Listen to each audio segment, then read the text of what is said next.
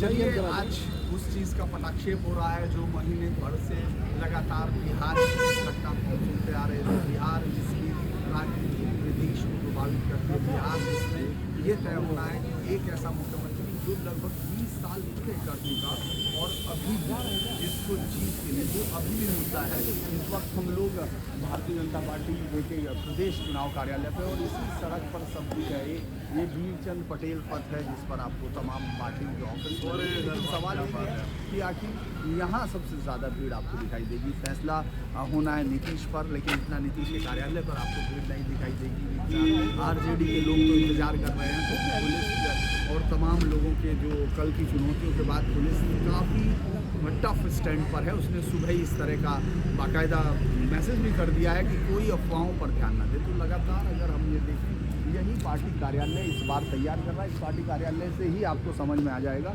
कि एक तरफ नरेंद्र मोदी है, दूसरी तरफ नीतीश कुमार है, यानी बीच में न कोई उनके पास लीडर है या उस तरह की कोई लीडरशिप वहाँ नहीं है। जो वोट का है वो सब इन दोनों नेताओं के पास ही है।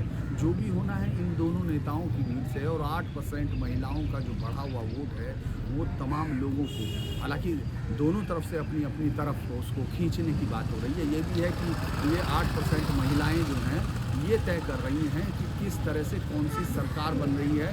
ये सरकार ये भी बताए, ये जो महिलाएं हैं ये भी तय कर रही हैं कि संख्या कितनी होगी और फैसला कौन लेगा। लेकिन दूसरा सबसे बड़ा कारण जिसको आरजेडी ये कह रहा है कि उसको युवाओं ने बहुत हद तक आगे बढ़कर दिया है। लेकिन 8% महिलाओं की गुत्थी 8 बजे के बाद ही सुलझनी शुरू होगी और वही ये तय कर देगी कि बिहार की राजनीति में अगला क्या होगा। क्योंकि 25 से 30 एक बार फिर नीतीश ये एक नारा है, लेकिन इसके साथ एक राजनीतिक प्रक्रिया भी आगे बढ़ती हुई दिखेगी। क्योंकि बीजेपी को ये तय करना है कि इसके बाद क्या होना, लेकिन वो तो बाद की बातें हैं, वो तो राजनीति की बातें होंगी।